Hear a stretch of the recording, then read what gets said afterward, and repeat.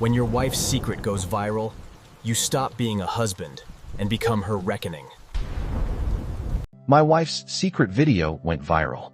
My revenge broke her lover. The rain wasn't just hitting my rusted Chevy. It sounded like a drum solo of pure rage. Bullets on tin in this godforsaken town of Harbor Falls. I was elbow deep in engine grease, trying to coax life from a carburetor that had given up hope sometime around Clinton's first term. That's when I heard her voice drifting through the garage window. God, Marcus, he's so much bigger than Ethan. My wife, Isabel, purred into her phone, her voice carrying that breathy quality she used to reserve for me. I froze, wrench halfway to my mouth. 23 years of marriage, and she's discussing another man's anatomy like she's reviewing a local diner. Hey, welcome back. I'm Ethan Walker, and if you're looking for a story about an average, working-class guy who got absolutely gutted by betrayal but decided to fight back using modern digital warfare, you're in the right place. What happened next wasn't about getting even. It was about getting creative. If you love watching the underdog win against the smug, privileged elite, then make sure you hit that subscribe button and stick around. The best details are coming right up.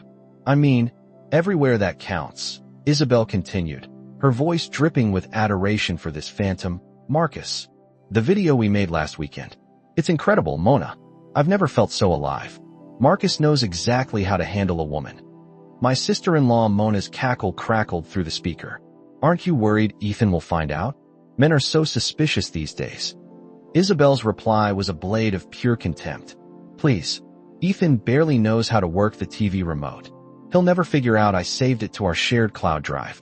Besides, he's too busy playing with his pathetic little boxing gym to notice what a real woman needs. I set the wrench down carefully, my hands steadier than they had any right to be. 23 years. A daughter in college. A mortgage we'd struggled through together.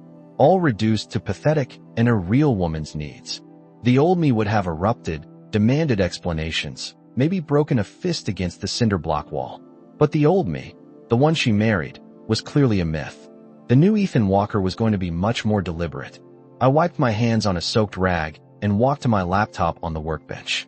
Our family cloud account opened with a few clicks. Isabel had insisted we share everything for transparency. A bitter joke now. There it was, weekend fun, private, uploaded 3 days ago. I didn't watch it. I didn't need the visual confirmation. I only needed to understand the weapon she had carelessly left lying around. Instead of deleting it, I did something far more satisfying. I selected the video file and began the sharing process. First, Isabel's law firm email list. All 47 attorneys, paralegals, and support staff. Then her college alumni group, her book club, her yoga class, and finally, the PDA mailing list where she'd served as treasurer for 6 years and cultivated her perfect suburban image. Send. Send. Send. The digital equivalent of landing a perfect combination punch. Precise, devastating, and absolutely irreversible. I leaned back, a cold, hard sense of inevitability settling in my gut. My phone buzzed. A text from our daughter Lily at State University. Dad, what's wrong with Mom? She's getting crazy messages. Horrible stuff. I typed back, ask your mother. She's the expert on family entertainment now, and snapped the laptop shut. The garage door rumbled open. Isabel's heels clicked across the concrete, sharp and angry. Ethan, what the heck did you? She saw the laptop, still glowing faintly on the workbench, and the color drained from her face, leaving 2 bright, ugly spots on her cheeks. Problem, honey? I turned to face her, noting how her power suit looked expensive enough to feed a family for a month. You seem upset. Her phone was buzzing like an angry wasp in her manicured hand. You sick bastard, she whispered, her voice shaking. You sent my private video to everyone I know. Private? I laughed, and it came out darker than I'd intended, like scraping rust. Sweetheart, the moment you decided to star in an amateur adult movie while married to me, privacy went out the window. I just helped you find a wider, more appropriate audience. She lunged for the laptop, but I was faster. I held it against my chest. Now, no need to get physical. Save that energy for Marcus. I'll destroy you for this, she snarled, her lawyer voice in full effect. I'll take everything. The house, the steel forge, every penny you've ever earned. I gestured to her still buzzing phone. With what reputation, Isabel? Hard to play the wronged wife when half the county just watched you getting bent over a kitchen counter by someone who isn't your husband. She slapped me then, hard enough to make my ears ring. I didn't flinch. Feel better? I asked. Because this is just round one, Isabel. You wanted excitement? You wanted to feel alive? Congratulations. You're about to be the most alive you've ever been. Eddie Kowalski, my best friend and gym manager, was waiting for me at the Steel Forge the next morning. Coffee in one hand, phone in the other, he was grinning like he'd won the lottery. Jesus Christ, Ethan, he wheezed, still laughing. You broke the internet. My wife's book club is going nuts. Half of them are calling Isabel a hoe. The other half are asking for Marcus's number. I unlocked the gym and flipped on the fluorescent lights. The familiar, comforting smell of leather and sweat filled the air. This building was honest. It's not funny, Eddie. The heck it isn't. He followed me to the office. You know what they're calling you on Facebook? The Loser Crusader. There's already a meme with your face on Captain America's body. I ignored the avalanche of notifications and friend requests from strangers and pulled up the gym's membership roster. 3 cancellations already, all from wives in Isabel's social circle. Let me guess, I said without looking up. The respectable ladies of Harbor Falls think I'm some kind of pervert for exposing my wife's affair. Eddie's voice turned serious. Some do, but you'd be surprised how many are Team Ethan. Turns out Isabel wasn't as popular as she thought, especially since making partner. The bell above the front door chimed. I looked up to see Marcus Ashford himself walking into my gym. He was everything I'd expected, 6'2", perfectly styled hair, wearing a suit that cost more than my annual revenue. Trust fund written all over his pretty, arrogant face. You must be Ethan, he said, extending a manicured hand. Marcus Ashford, I think we need to talk. I looked at his hand like he was offering me a dead fish. About what? Your starring role in my wife's midlife crisis? Eddie snorted. Marcus's jaw tightened. Look, I know you're upset, but what you did yesterday was completely out of line.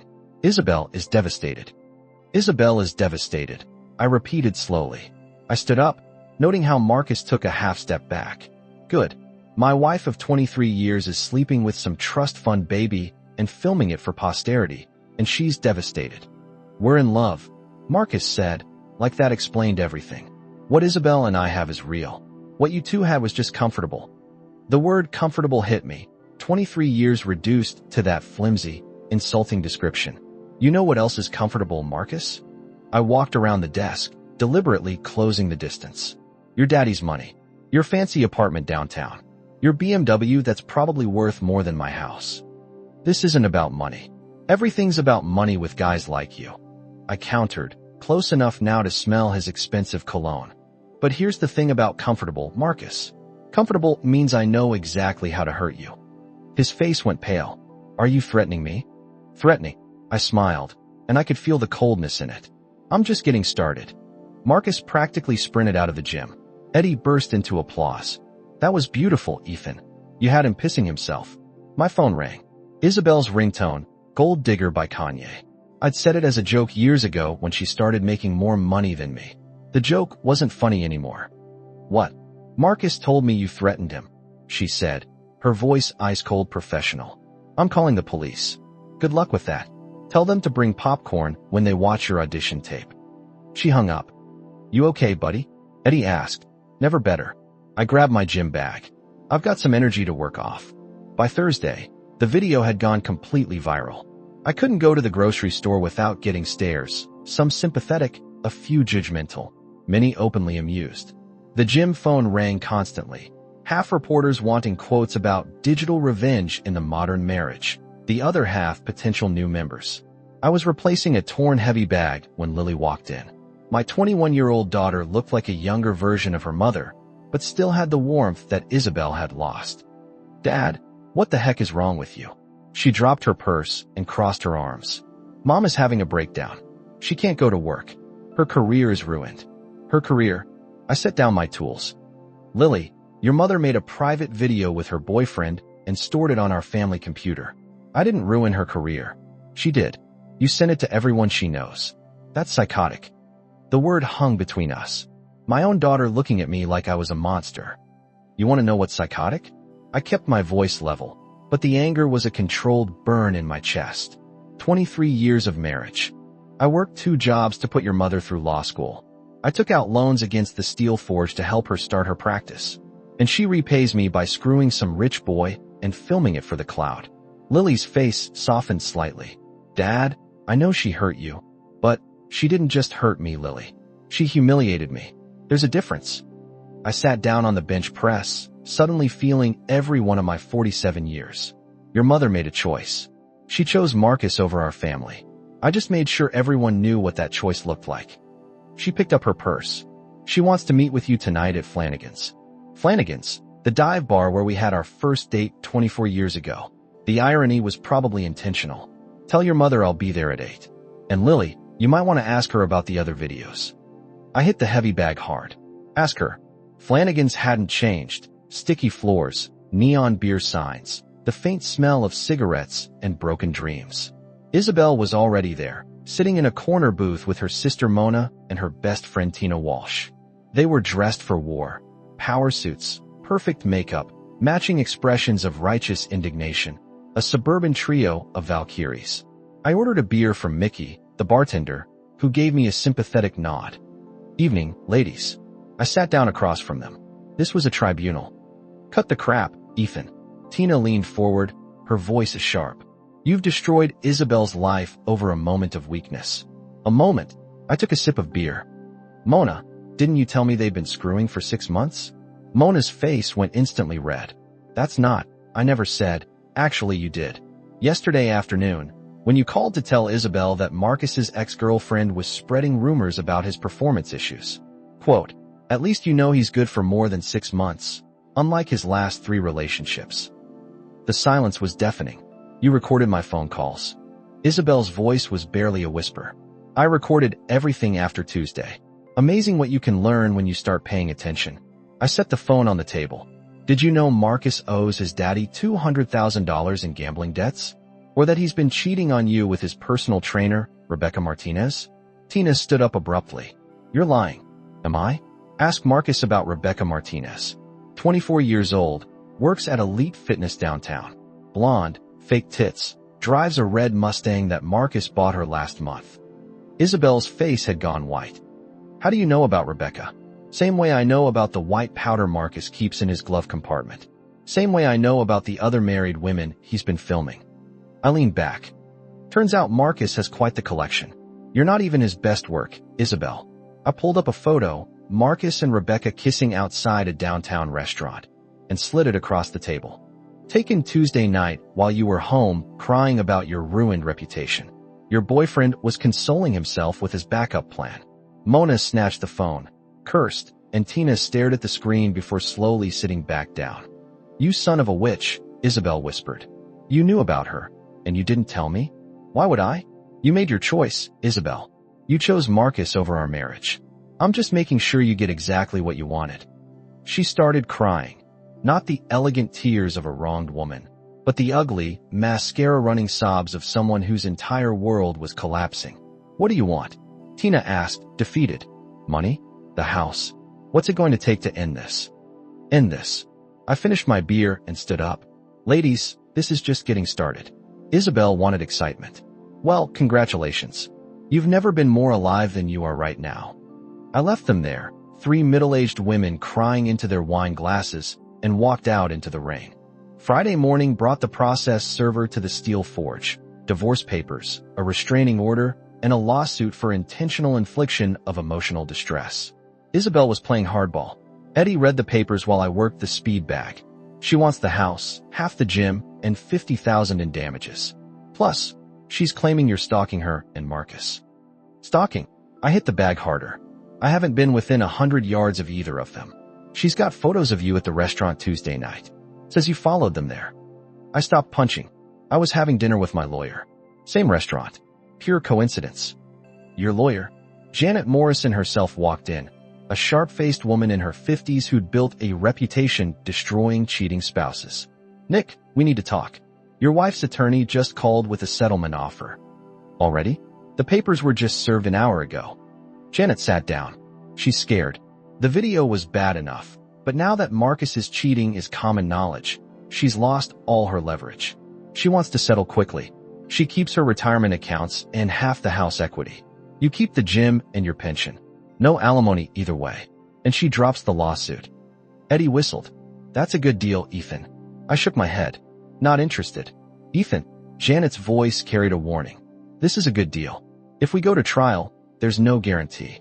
I don't want a deal. I want justice. Janet closed her briefcase. This isn't about justice anymore, Ethan. This is about revenge. And revenge is expensive. How expensive? She named a figure that made Eddie choke on his coffee. That's if we win. If we lose, you could end up paying her legal fees on top of your own. What if I told you I had evidence that Marcus has been blackmailing other married women? Video evidence of him threatening to expose their affairs unless they paid him. Janet's eyes sharpened. Do you have such evidence? I pulled out my phone and showed her a series of text messages I'd screenshotted from Marcus's unlocked phone while he was trying to intimidate me. The same password he used for everything, including his cloud storage. Jesus Christ. Ethan, how did you get these? He left his phone unlocked at the gym Tuesday. I may have borrowed it for a few minutes. He was in my place of business, threatening me. I felt unsafe. I documented the threat. I showed her another screenshot. Marcus threatening to send photos to Maria Gonzalez's husband unless she pays him $5,000. Look, there are 6 different women here, all married, all being extorted. 7 if you count Isabel, but she was paying in trade instead of cash. Janet studied the messages. If Marcus is running an extortion racket, Isabel could be considered a victim instead of a co-conspirator. Or, I said slowly, she could be considered an accomplice. Look at the dates, Janet. Isabel started her affair 6 months ago. Marcus's blackmail scheme started 5 months ago. She helped him identify targets. Eddie leaned in. Holy crap, Ethan. Half these women are in Isabel's book club. Exactly. My wife wasn't just cheating. She was helping her boyfriend extort our friends and neighbors. Janet sat back down, grim. Ethan, if this is true, we're not talking about divorce court anymore. This is criminal conspiracy. Then I guess Isabel should have thought of that before she decided to film herself getting screwed by a blackmailer. The gym door opened and Lily walked in. She looked terrified. Dad, Mom wants to talk to you. She says it's important. Tell your mother to talk to my lawyer. She's in the hospital, Dad. That stopped me cold. What? She took pills last night. Not enough to, but enough to scare everyone. She keeps saying she's sorry, that she never meant for any of this to happen. I looked at Janet, then Eddie, then back at my daughter. 23 years of marriage had come to this. My wife in a hospital bed, our daughter crying, and me holding evidence that could send them both to prison. Which hospital? Harbor Falls General, room 314. I grabbed my jacket. Eddie, watch the gym. Janet, hold off on filing anything until I get back. Ethan, Janet called. Be careful what you say. Anything could be used against you later. Story of my life, I said, walking out into the rain. Isabel looked small in the hospital bed, hooked up to monitors. Mona was sitting in the corner, red-eyed. Ethan, Isabel's voice was hoarse. I didn't think you'd come. Lily asked me to.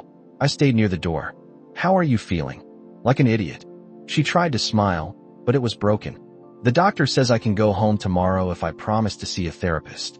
Good. You need help. I know. She looked down. Ethan, I'm sorry for all of it. Marcus, the video, the things I said about you. I was angry and stupid, and you helped him blackmail 6 other women. The words hit her like a physical blow. Mona gasped. What are you talking about? Isabel's voice was barely a whisper. I pulled out my phone and showed her the screenshots. Marcus has been running a blackmail operation for months. And you helped him pick the targets. Look at the dates, Isabel. You introduced him to half these women. You vouched for him at book club, invited him to parties, made sure he had access to vulnerable, unhappy wives. I thought he was just being friendly. I didn't know he was bullshit. You knew exactly what you were doing. You were his accomplice, his recruiter, and when he got bored with you, you would have been his next victim. Mona stood up. I think you should leave, Ethan. Actually, I think you should leave, Mona. Ex-wife, Isabel said quietly. I signed the papers this morning. Did you? I sat down. That's interesting, because according to my lawyer, you haven't responded to our counteroffer yet. The one where you confess to helping Marcus extort money, testify against him in court, and give me everything in the divorce. In exchange, I don't turn this evidence over to the police. You can't be serious. Dead serious.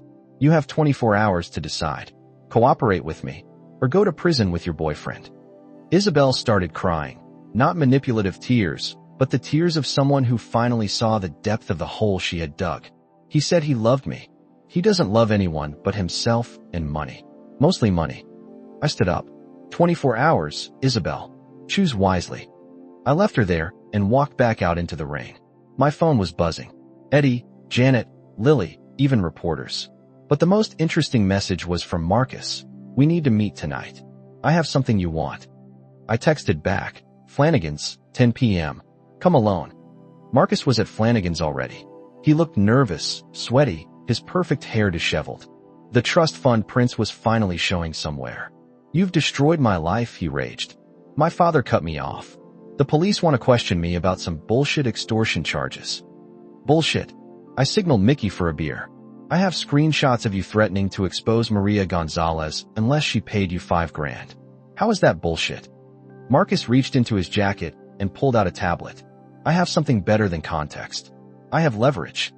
The screen showed a video file. Ethan Walker, boxing gym, security footage. My blood ran cold. What is that? Security footage from my building Tuesday night. When you broke into my car. Slashing tires, dumping fish guts, urinating on the upholstery. That's destruction of property, vandalism, and about 6 other charges.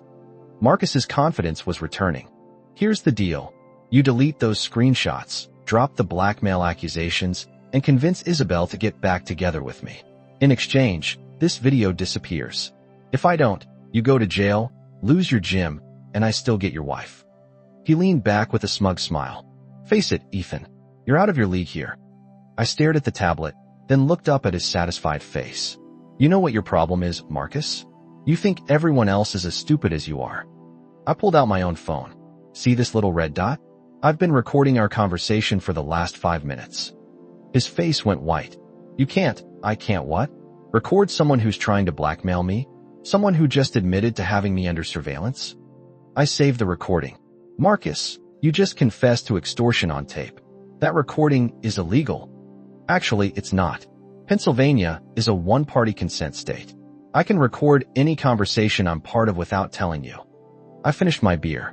Thanks for the confession, by the way. My lawyer's going to love this. He lunged across the table. I stepped back, and he crashed to the floor, the tablet screen cracking on the concrete. Oops, I said. Looks like your leverage just got broken. When he scrambled up, I dropped a thick manila envelope on the table. Bank records, Marcus. Yours and your daddy's. Embezzlement from your father's company. Fraud charges in 3 different states. Outstanding warrants in Nevada and Florida. He opened the envelope, shaking, his face going green. How did you get these? I have friends, Marcus. Friends in low places who know how to find information. Friends who don't like pretty boys who hurt working-class families. Here's what's going to happen. You leave town tonight. You stay away from my wife, my daughter, and anyone else I care about. If I ever see you again, these documents go straight to the FBI. And if I don't, I smiled. It wasn't a nice smile. Then you find out what happens when you mess with a man who has nothing left to lose. Marcus stared at me, then grabbed the broken tablet and ran. This isn't over, Ethan. Yes, it is. I raised my beer. Have a nice life, Marcus. What's left of it? My phone buzzed. A text from Isabel. I'll sign whatever you want. Just please don't send me to prison. I typed back.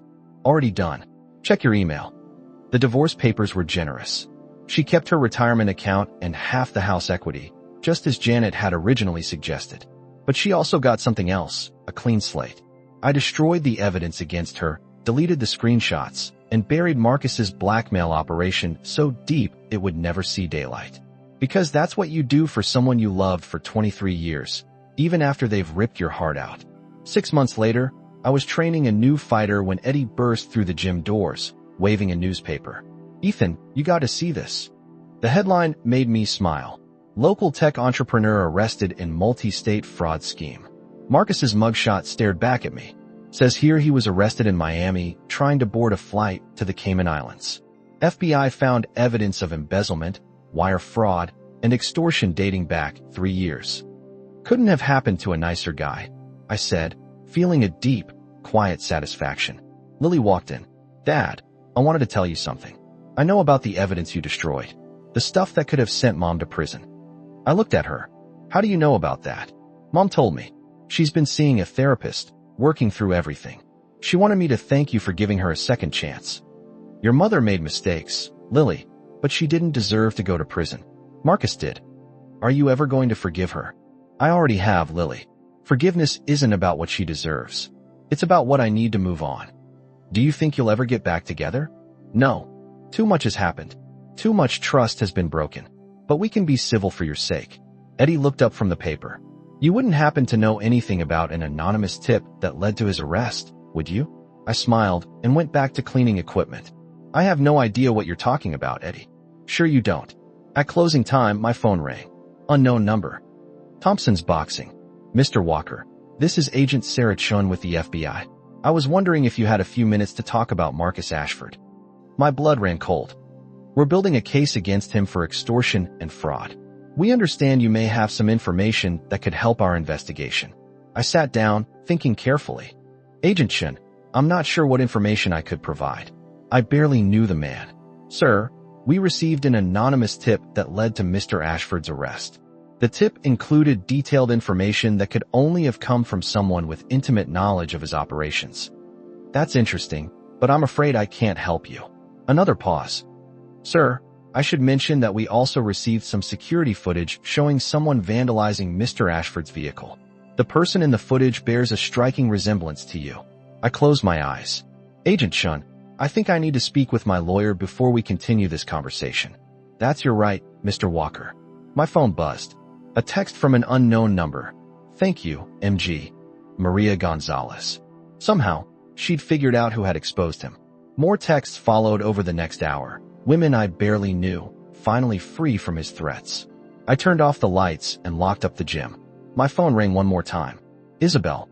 Ethan, I just wanted to call and say thank you for not destroying me when you had the chance. I know I don't deserve your forgiveness, but I'm grateful for it. I spent 23 years married to a good man, and I was too stupid to appreciate what I had. I hope someday you can find someone who deserves you. Take care of yourself, Isabel. I hung up and walked to my car. Marcus was going to prison. His victims were free, and my family, what was left of it, was healing. It wasn't the ending I'd planned 6 months ago. It was better.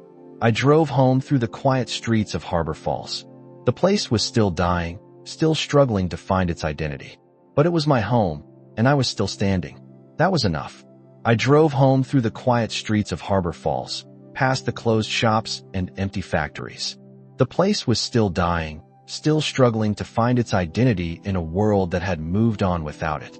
But it was my home, and I was still standing. That was enough.